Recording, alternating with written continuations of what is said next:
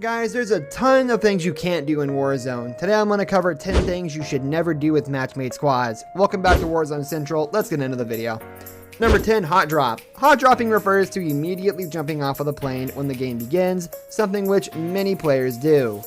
While many players will use this strategy for more intense early game gunfights, this is a surefire way to gamble your team's chance at winning.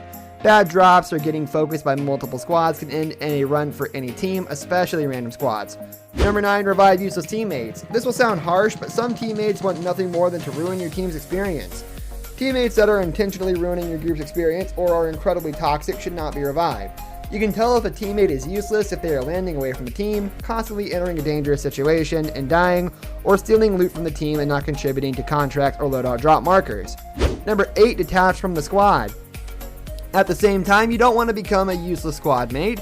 One of the easiest ways to draw ire from your squad is to detach from the team while deploying. Dropping this way typically involves landing entire zones away from your team with no coordination or pings before doing so. This will result in your squad having less manpower for gunfights, increasing the chance of death for everyone on that team. Stick together to increase your chances of winning skirmishes against enemy teams. Number 7, loot everything for yourself. Looting as much as possible is critical for the early stages of Warzone, but there is such a thing as doing this too much and doing so selfishly. Grabbing armor plates or stealing weapons that teammates need is a great way to get yelled at or ignored by your team. Grab what you need and give your teammates some room to grab guns and armor. This is critical during in-game fights where armor becomes much more essential. If you grab too much on accident, drop what you mistakenly grabbed and carry on. Don't become a loot ninja. Number 6, rely on glitches or niche strategies. Winning a battle royale or plunder match can be one of the most satisfying things about Warzone. With that said, the methods some players use to do can be so boring or borderline cheating. One recent example of these glitches was a hole in the map allowing helicopters to glitch under the map and win the game unharmed by enemy players. These glitches might net you wins, but it ruins the intensity and fun factor of the other squad members you matchmade with. The same can be said for camping. Number 5, clutter voice chat. Communication is key in any team-based game, battle royale games especially. This is why it's a bad idea to frequently clutter voice chat while playing. This is fine with friends or pre-made groups as you all know each other, but constantly talking or having ambient noise be detected in your mic is a great way to get muted by your teammates. If they don't want to hear from you, they won't hear your callouts and can result in the squad's death. Number 4, don't communicate. Don't do the opposite either. Not communicating at all is a shockingly common trend in matchmade teams. If you have a microphone or a means to communicate, do so. Callouts are great ways to inform your team of nearby threats, items, or general information. Warzone's ping system can help substitute for no verbal communication, but talking on the mic is typically the fastest way to communicate information. Binding your ping key to something convenient is a good idea if you want to quickly convey information at any time.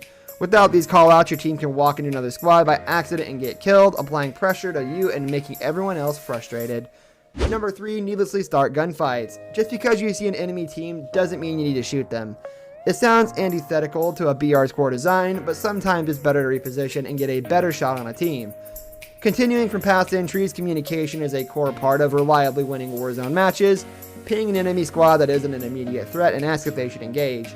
Doing this while no one else is ready will result in you getting focused. Number 2, use the squad's loot selfishly. Nothing is more frustrating in Warzone than queuing with a team that doesn't communicate and doesn't contribute to loadout markers or reviving the team. A common tactic among Warzone players is to complete contracts to earn large amounts of cash quickly.